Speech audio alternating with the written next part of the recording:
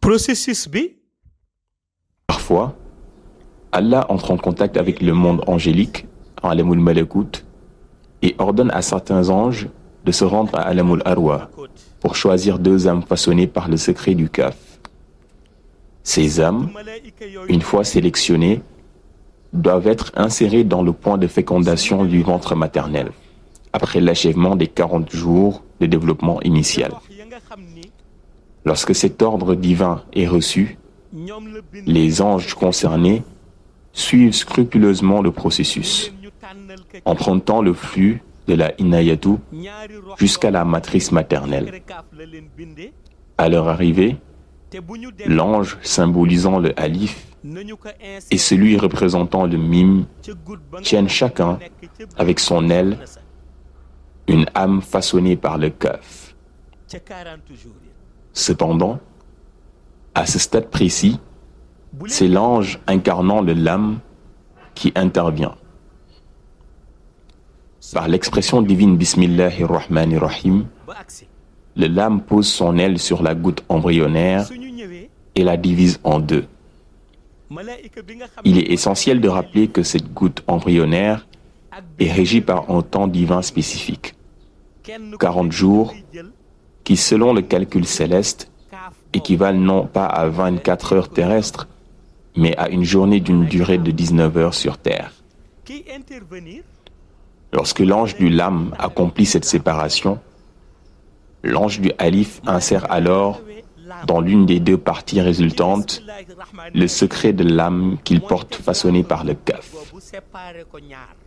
De même, l'ange du Mim, tenant lui aussi une âme façonnée par le Kaf, insère son secret dans l'autre moitié du point de fécondation. Ainsi, lorsque ce processus divinement orchestré s'achève, il donne naissance à des jumeaux masculins. Quant à la durée exacte qui sépare leur naissance, qu'il s'agisse de secondes, de minutes ou d'heures, elle dépend entièrement du temps que l'ange du Lam a mis, par la volonté suprême, à prononcer l'expression sacrée Bismillahirrahmanirrahim. Dans ce processus subtil et céleste, une autre réalité se manifeste par la volonté divine. Parfois, Allah ordonne aux 3 anges mandatés, l'ange symbolisant le Alif, l'ange incarnant le Lam et l'ange représentant le Mim, de choisir 2 âmes façonnées par le secret du Kaf. D'autres fois, il leur commande de prendre 2 âmes façonnées par le secret du Nun. Il peut également leur ordonner de sélectionner une âme façonnée par le Kaf et une autre façonnée par le Nun. Cependant, au moment même où ces anges s'apprêtent à exécuter cet ordre initial, un second ordre divin leur est communiqué, leur imposant une réorganisation particulière dans leur mission. C'est dans cette nouvelle structuration céleste que 3 cas exemplaires se présentent.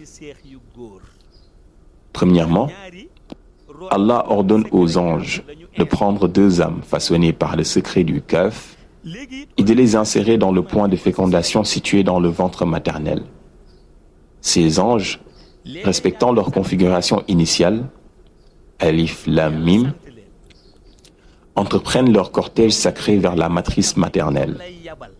Toutefois, conformément aux lois divines du processus créatif, leur descente ne s'effectue pas sous leur configuration habituelle, mais sous l'expression suprême Bismillahirrahmanirrahim, enveloppant et accompagnant les 2 âmes façonnées par le Kaf. Lorsque vient le moment d'enclencher le processus de séparation du point de fécondation embryonnaire, comme enseigné précédemment, l'un des anges devait normalement intervenir pour effectuer cette division. Cependant, à cet instant précis, un nouvel ordre d'Allah se manifeste, ordonnant à celui qui devait séparer de suspendre son action et de se limiter à la supervision. Il lui est donc interdit d'intervenir par le processus de séparation, laissant ainsi le rôle décisionnel aux 2 autres anges. Ce pivot céleste est déterminé par la volonté divine. L'ange désigné pour séparer, qu'il s'agisse du mim, du lam ou de alif, reçoit l'ordre de demeurer inactif, tandis que les deux autres anges, dans ce cas précis, les deux anges désignés pour intervenir seront l'ange de alif et celui du lam, qui se verront attribuer le rôle d'action dans le point de fécondation. Dès lors, le point de fécondation demeure intact, n'étant pas divisé comme dans le processus habituel.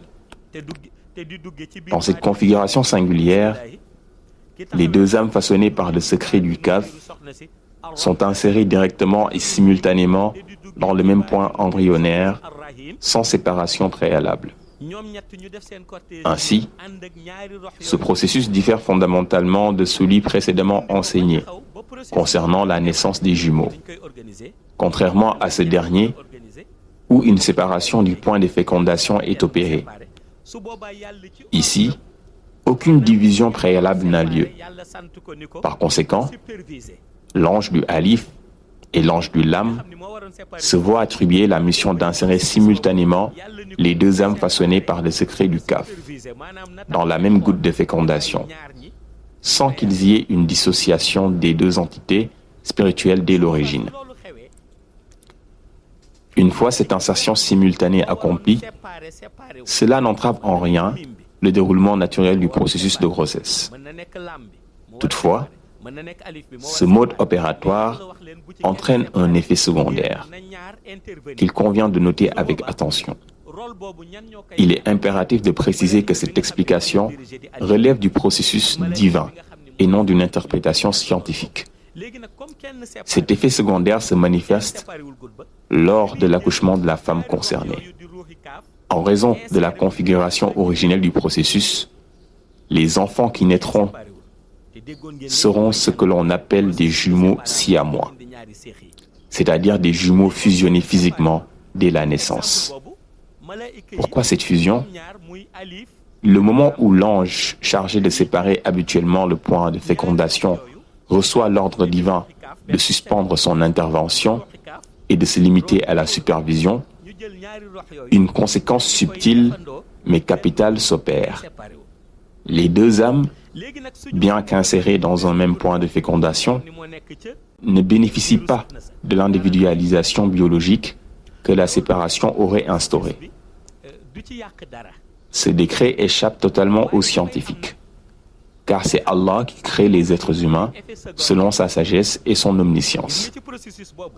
Ainsi, lorsque vient le moment de la naissance, bien que les deux enfants soient distincts dans leur essence spirituelle et leur existence individuelle, ils apparaissent physiquement attachés l'un à l'autre. Avec l'évolution de la médecine et des avancées chirurgicales, Allah a octroyé à l'humanité une science permettant d'envisager la séparation des jumeaux siamois après leur naissance. Cette capacité médicale, bien qu'issue d'une connaissance humaine, demeure néanmoins un savoir accordé par Allah dans le cadre du perfectionnement de la compréhension des mystères de la création. Cependant, cette intervention médicale demeure incertaine, car son issue repose toujours sur la volonté divine. Ainsi, lorsque les médecins procèdent à la séparation chirurgicale des jumeaux conjoints, plusieurs cas de figure peuvent se présenter. 1. L'opération est un succès total et les deux enfants survivent et se développent individuellement. 2. L'opération aboutit à une tragédie entraînant la perte de l'un des enfants. Ou 3. L'issue est plus dramatique encore lorsque les deux enfants succombent à la séparation. Mais le processus se poursuit encore.